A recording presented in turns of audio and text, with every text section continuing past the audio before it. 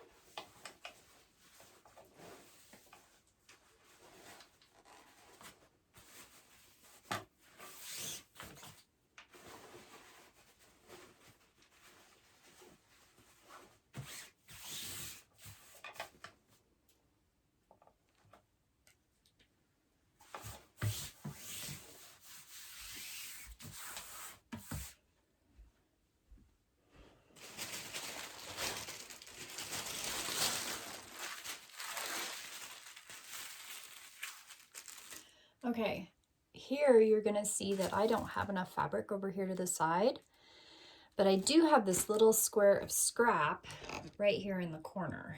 And what I'm gonna attempt to do as you see me do this is I'm going to draw out this pattern on the silk, and then I'm gonna mark what piece I need, and I'm gonna try to make a template over here with it.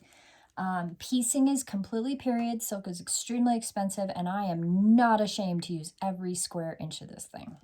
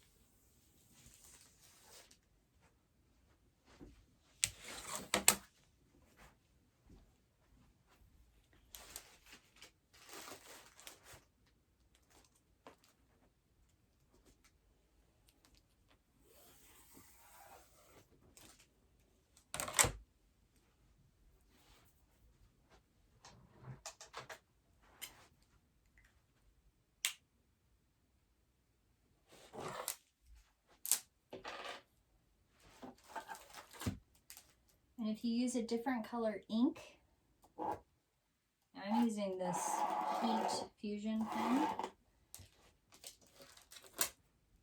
which is exactly what I want. I don't want anything that's too permanent because I've already marked up this pattern so much. So I want to, oh, see, there's plenty of room here in this little square. So what I'm going to do is I'm actually going to line it up with the edge of that other mark there. So I have a straight edge. I'm going to weigh my pattern down. And then I'm going to use my ruler. I'm going to create this straight edge here and the rest of that curve. And this is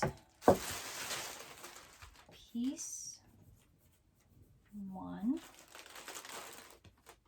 attach triangle, and this is attach to piece 1. Okay, that's pretty self-explanatory, right? And I'm actually going to cut this piece out before I draw the second piece because I know I have lots of yardage here and I should be safe.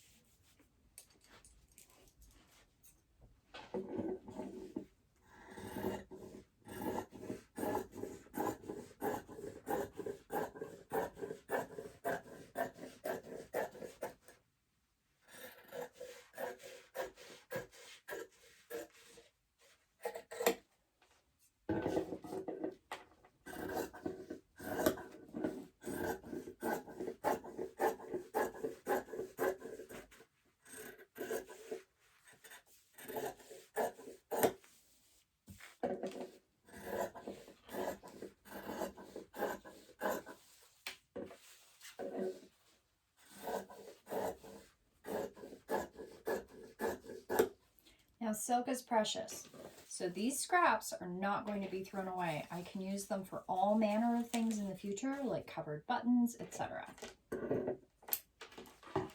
Now while I have these two pieces here, I'm going to kind of look at it. I'm not too worried about right side, wrong side. So I'm going to go ahead, while I have it like this, I'm going to pin my triangles to my pieces. Because I already know that that's what I'm going to have to do. So it just makes sense.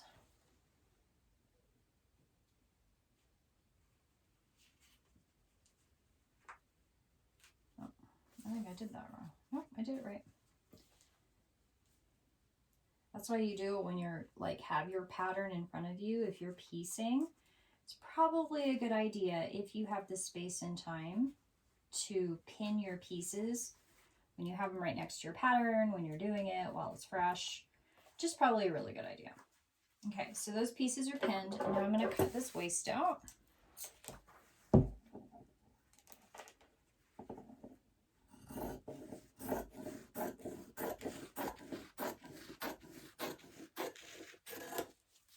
and we save our piece.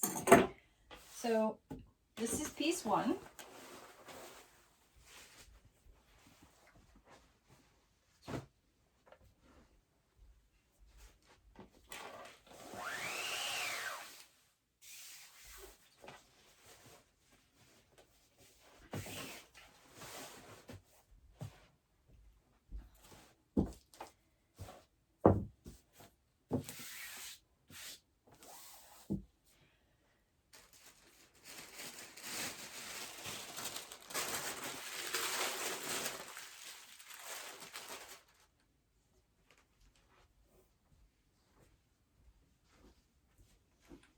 This is actually one of the reasons I like to have a table that I can walk all the way around, because some of these larger pieces, it's kind of nice to be able to get all the way around your pattern so you can see everything, you can flatten everything out really nicely.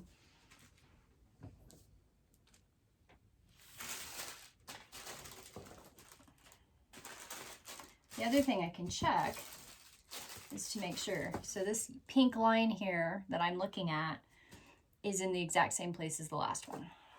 And that's kind of important because, you know, you want to have all your pieces.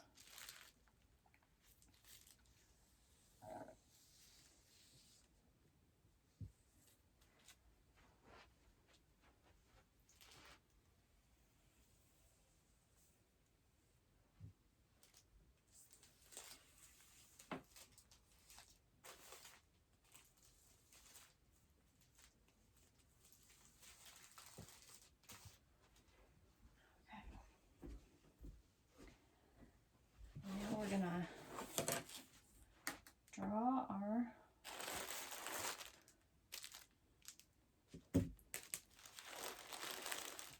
make sure I've got the fullness of the fabric here.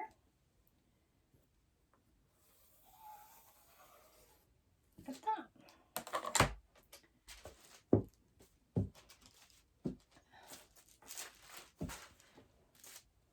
Okay, I'm going to do the same thing I did with the other one. I'm going to line it up. I think I'm actually going to line it up a little closer to the selvage this time, because I really want to utilize, then I'll have a bigger chunk here for scrap. And I didn't do that last time, that's my bad.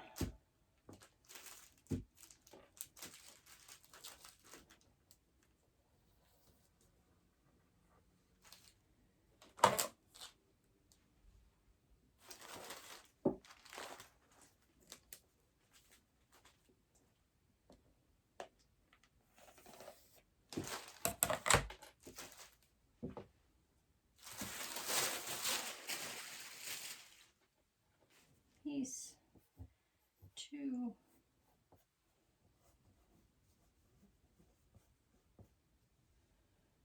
Okay. So cut this out it's a really good idea to put your pattern weights at the bottom of your fabric when you're about to cut out a huge chunk, because then your fabric doesn't slide away on you. And taffeta is somewhat slippery.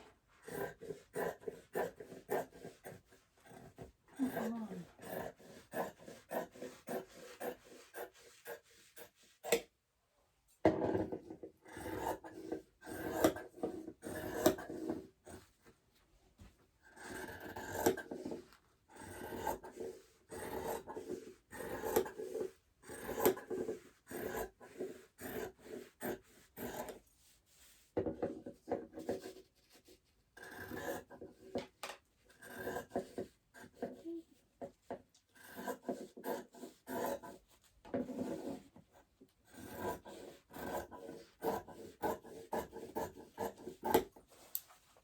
And I'm going to do the same thing I did with the last one. I'm going to piece.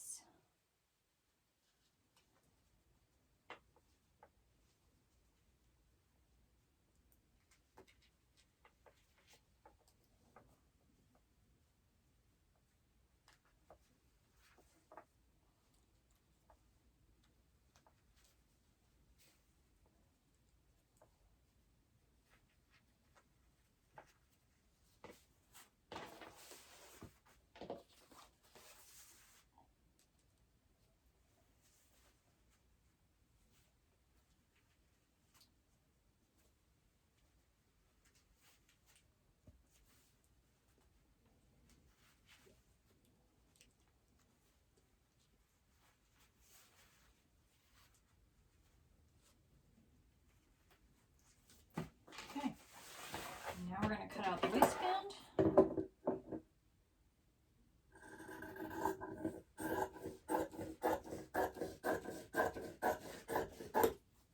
Okay, this is piece 2. Even when you have not very many pieces, it's a really good idea to mark all your pieces.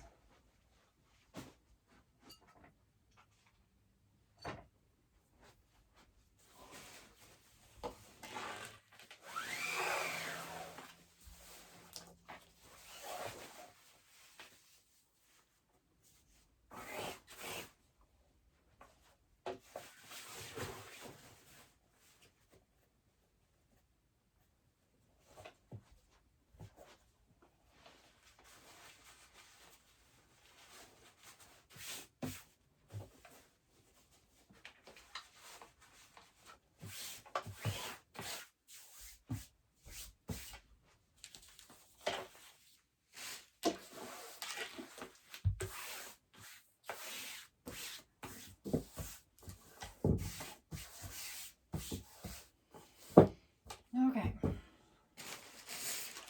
Now, I need 4 of these. 4. So I'm going to do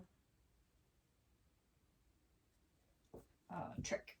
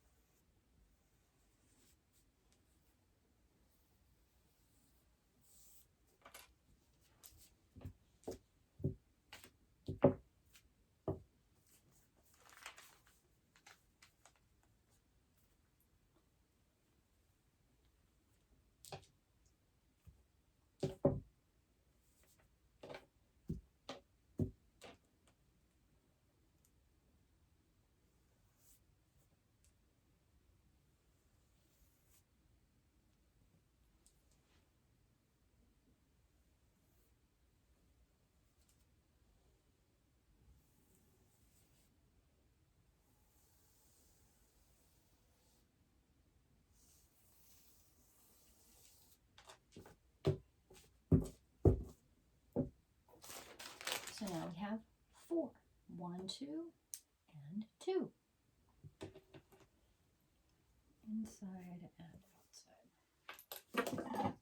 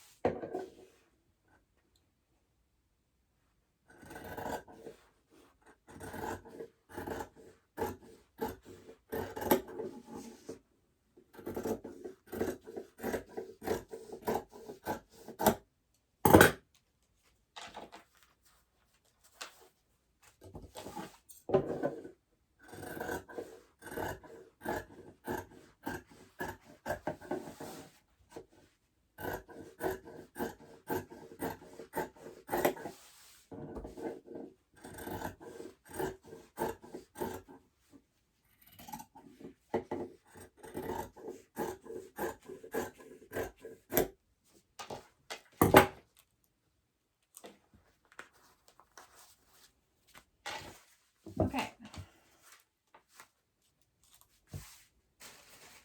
So this is the scrap I have left over from cutting the 2 pieces plus the yoke, 4 pieces of yoke.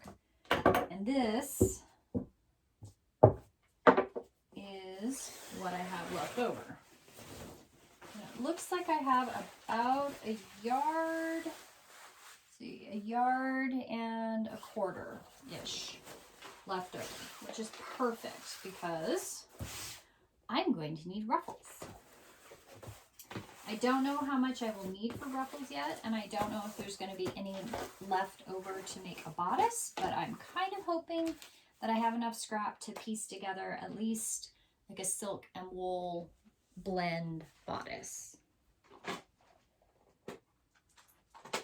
Back to that whole silk is expensive.